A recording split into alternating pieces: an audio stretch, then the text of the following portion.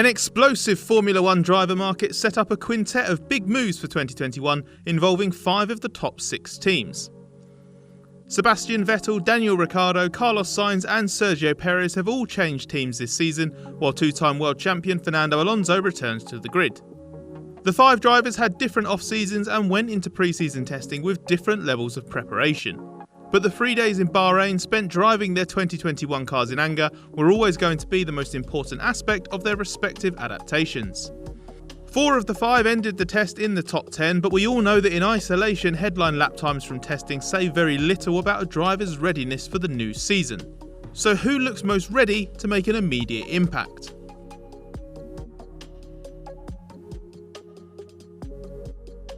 A difficult pre-season is usually defined by slow lap times and low mileage, and Vettel's 2021 pre-season ticks both those boxes, as he was the slowest of the regular drivers to set a lap time and also completed the least mileage as well. Obviously, one of these is related to the other, as Vettel's lack of mileage meant he didn't do any performance running. So Vettel's not really slow in the new Aston Martin, we actually don't know how quick or how happy he is. But Vettel is underprepared. Getting to know the Aston Martin way of working is one thing, but there are also the intricacies of the car to consider as well, from small details like the feedback through the steering wheel and the feel of the pedals, to big shifts like going from a higher rake car to a low rake philosophy. All 5 drivers in this list are going through the same thing, but where Vettel sticks out like a sore thumb is in having a much less productive pre-season, because of the gearbox and turbocharger gremlins that limited his running. And it's worth remembering that unlike 3 of the other 4 drivers in this list, Vettel didn't get any old car running prior to testing either, he just helped shake the AMR21 down. So Vettel started this process on the back foot and testing wasn't as good as he'd hoped. Objectively, he is worse off. The learning curve will be steep in the opening races, and Vettel's the least ready of any of the drivers switching teams.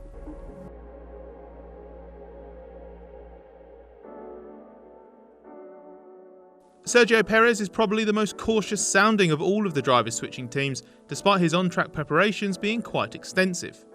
His learning process has been augmented by a 2019 car program with 2 days in the RB15 at Silverstone on the Grand Prix circuit, so plenty of running and plenty of opportunity to get used to the team and the different ways of working. It means that pre-season continued a process that had already started, so he should be further along when it comes to team processes and operations. Even if Perez isn't the most comfortable of this bunch on track, a lot of the important background work has probably been mastered. He had a decent test too, with plenty of mileage, and understandably looked a lot better as that mileage was accrued. Perez did a large amount of running on day 2 and got down to some setup work on day 3. That's important as he acclimatises to the different tools that are available at Red Bull and how the car reacts to changes in a way that the Racing Point of last year and the cars he's driven for the last few years would have done differently.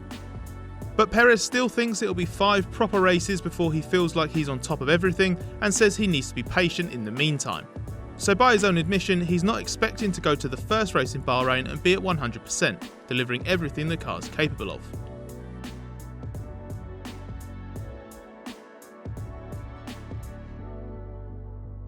Ferrari's new signing is expecting to still be going through my learning curve into the first few races. That's a similar position to the one expressed by Vettel and Perez, but Sainz has given a slightly more convincing account and has completed a bit more work in the background too.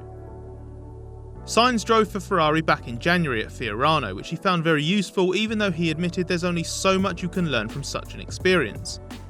The cars have moved on quite a lot in his case, as the 2018 Ferrari is even less relevant than Perez running in the 2019 Red Bull because F1's aero rules changed slightly for 2019. But Sainz's work in Italy also included spending a lot of time in Maranello over the winter. He's been ultra keen to embed himself and to make sure he's as prepared as possible, and says he's been welcomed with open arms at Ferrari. Team boss Mattia Binotto has also pointed out that Sainz has got on well with Charles Leclerc, which has helped Sainz's adaptation.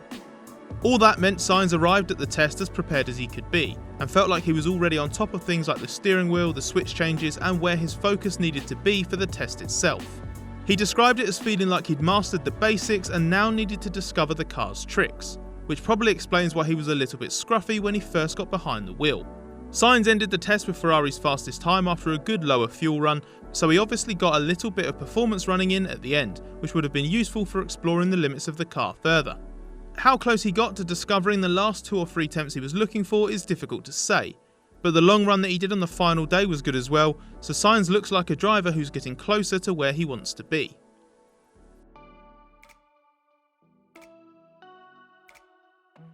Fernando Alonso is in a different position to everybody else on this list because he was actually working with his new team in the second half of last year. Alonso did a filming day in the 2020 Renault, a decent test program in the 2018 Renault, and then at the end of the year he drove the 2020 car again, but properly this time in the Abu Dhabi postseason test. Alonso was also embedded in the team at races last year, initially remotely and then physically being trackside as well. So he had a head start on all his colleagues who had a big move for 2021. But this is offset by two things. The first is that Alonso wasn't racing last year and hasn't raced in Formula 1 for the past 2 seasons, so he's not quite as race sharp as the others.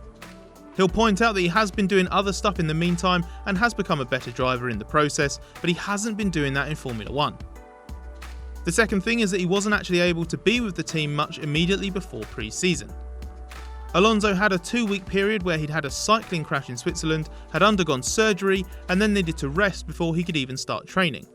He wasn't even able to participate in the team's launch.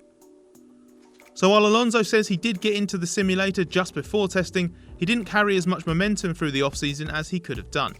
That was a small setback that had no real tangible negative impact, but it did mean he could have arguably been in an even better position. On track, Alonso, even with a couple of titanium plates in his jaw, looks like his old self. He seems dialed in, ready to go, with the same confidence and aggression behind the wheel that he had before. Ultimately, Alonso has an advantage in that he's been catching up with an old friend rather than starting a brand new relationship.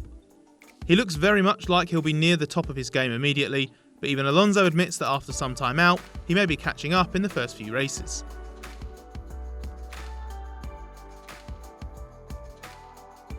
The best way to describe Ricciardo's situation with McLaren is he doesn't look like a driver who's changed teams.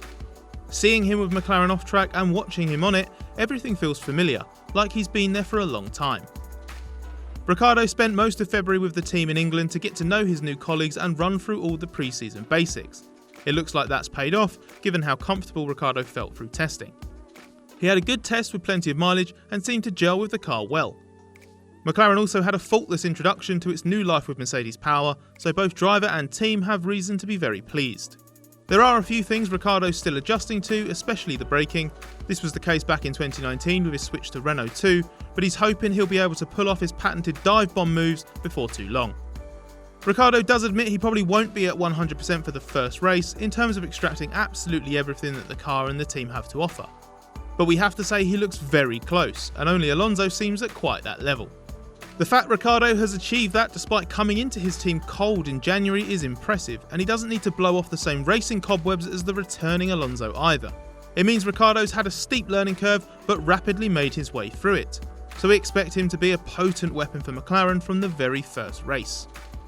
That's how we view the new faces in new places after testing, but let us know in the comments who you're most excited to see in action and who you think will fare best. Give this video a like if you enjoyed it, and if you want to stay on top of F1's biggest stories as the 2021 season begins, click subscribe if you haven't already.